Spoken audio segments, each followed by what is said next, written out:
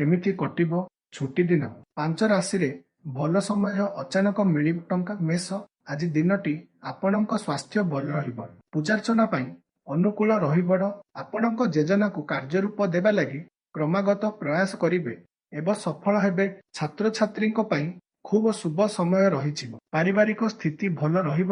ବୃଷ, ଆଜି ନିଜେ ଜୀବନରେ କିଛି କରିବା ପାଇଁ ମନରେ ନୂଆ ନୂଆ ଚିନ୍ତା ଉତ୍ପନ୍ନ ହେବ। ନେତାଙ୍କ ମାଧ୍ୟମରେ ଲାଭ ପାଇବେ। ବ୍ୟବସାୟରେ ଲାଗି ରହିଥିବା ବାଧା ଦୂର ହେବ। ପାରିବାରିକ ଜୀବନ ଶାନ୍ତିମୟ ହେବ। ଅଚାନକ ଅର୍ଥ ମିଳିବାର ସମ୍ଭାବନା ରହିଛି। କୌଣସି ସ୍ଥାନକୁ ହଠାତ୍ ଯିବା ପାଇଁ ଯୋଜନା କରିପାରନ୍ତି।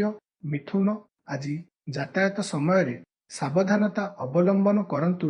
କିଛି ନୂଆ ଅନୁଭବ କରିବ। ପଇସା ଯେମିତି ଆସିବ ସେମିତି ଖର୍ଚ୍ଚ ହୋଇଯିବ। ଅଫିସରେ ମହତ୍ତ୍ୱପୂର୍ଣ୍ଣ ବ୍ୟକ୍ତିଙ୍କ ସହିତ ସାକ୍ଷାତ ହେବ। ଖାଦ୍ୟ ପାନୀୟ ପ୍ରତି ସଜାଗ ରହନ୍ତୁ। ଜ୍ଞାନ ନଦେଲେ ଅସୁବିଧାରେ ପଡ଼ିପାରନ୍ତି। କର୍କଟ, ଦିନଟି ଆପଣଙ୍କ ଲାଗି ସବୁ ଦୃଷ୍ଟିରୁ ଭଲ। ଆପଣଙ୍କ ଜୀବନରେ କିଛି ନୂଆ ପରିବର୍ତ୍ତନ ଆସିବ। ବିଦେଶରେ ଚାକିରି ପାଇଁ ପ୍ରୟାସ କରୁଥିବା ବ୍ୟକ୍ତିଙ୍କୁ ଶୁଭ ସଂକେତ ମିଳିପାରେ। ହୋଟେଲ ଓ କ୍ଷୁଦ୍ର ବ୍ୟବସାୟୀଙ୍କ ଲାଗି ଦିନଟି ଲାଭପ୍ରଦ ହେବ। ନୂଆ ଗାଡ଼ି କିଣିପାରନ୍ତି। ସିଂହ, ଆଜି ଶୁଭ ଗ୍ରହଙ୍କ କୃପା ଦୃଷ୍ଟି ଆପଣଙ୍କ ଉପରେ ରହିଛି।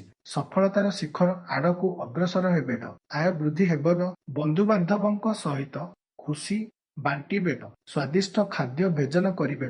ସ୍ୱାସ୍ଥ୍ୟ ପ୍ରତି ଟିକେ ଧ୍ୟାନ ଦେବାକୁ ପଡ଼ିବ।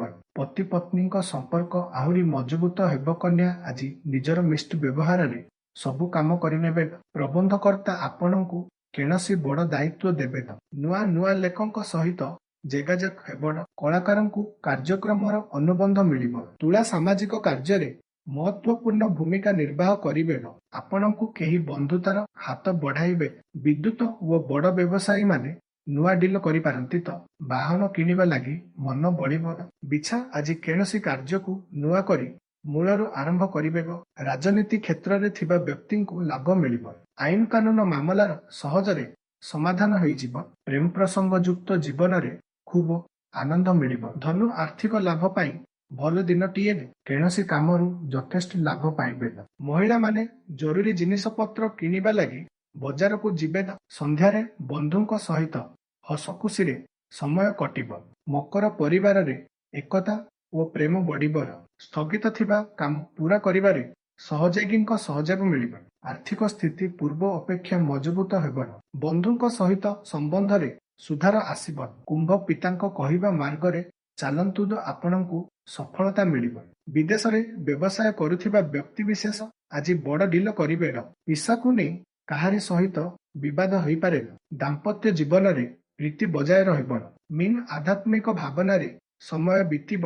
ବିଭିନ୍ନ କ୍ଷେତ୍ରରେ ଜ୍ଞାନ ଅର୍ଜନ କରିବାକୁ ପ୍ରୟାସ କରିବେ।